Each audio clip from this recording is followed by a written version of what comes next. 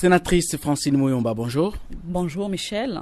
Le président honoraire Joseph Kabila et sénateur à vie a rencontré ce dimanche les députés et sénateurs membres de sa plateforme politique le Front commun pour le Congo. Qu'est-ce qui ressort de vos échanges?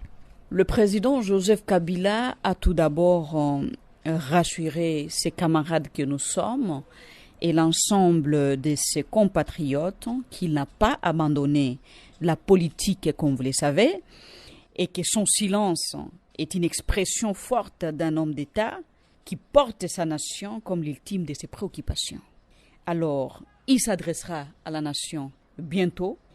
Aujourd'hui, le pays est en disparition à cause du tribalisme, manque de cohésion et caporalisation des services de sécurité et de défense qui est censé travailler pour sauvegarder l'intégrité du territoire national au lieu de s'occuper des individus pour des fins politiciennes. Le président Kabila nous a également encouragés de demeurer dans la résistance contre une dérive dictatoriale, car le Congo nous appartient tous. Et pourquoi la résistance et non l'opposition? La résistance parce que nous sommes en face d'un régime dictatorial qui marche sur tous les principes démocratiques. Et comme vous le savez, dont les responsabilités et l'amateurisme menacent la disparition de notre nation, comme je venais de le dire tout à l'heure. Une plateforme comme la nôtre, qui avait gagné les élections législatives, ne peut pas faire l'opposition. Mais puisqu'il y a eu un coup d'État constitutionnel, nous devons résister jusqu'à ce que les vraies élections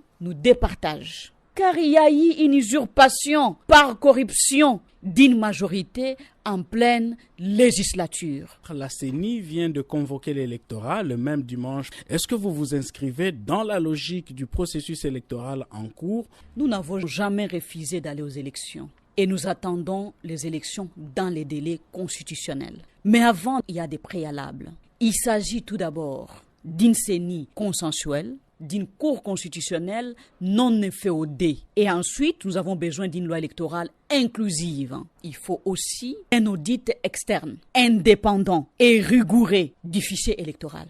À 5 mois de la tenue des élections, tout ce que vous revendiquez sont presque irréalisables. Vous inscrivez-vous dans une logique du glissement ou de la politique de la chaise vide comme l'a fait l'UDPS en 2006?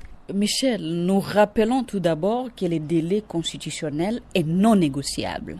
Si le président Tshisekedi ne parvient pas à rencontrer nos exigences avant la fin de son mandat, il devra assumer ses erreurs, comme vous le savez, en déposant sa démission à l'expiration de son mandat. Voilà pourquoi le président du Sénat aura ainsi la charge de gérer la transition jusqu'à la tenue des élections réellement libres, crédibles et démocratiques, surtout transparentes. Mais tout de même, la Constitution ne propose pas la démission du chef de l'État à l'expiration de son mandat, mais la Constitution stipule clairement que le chef de l'État reste en exercice juste à l'installation effective du nouveau président élu.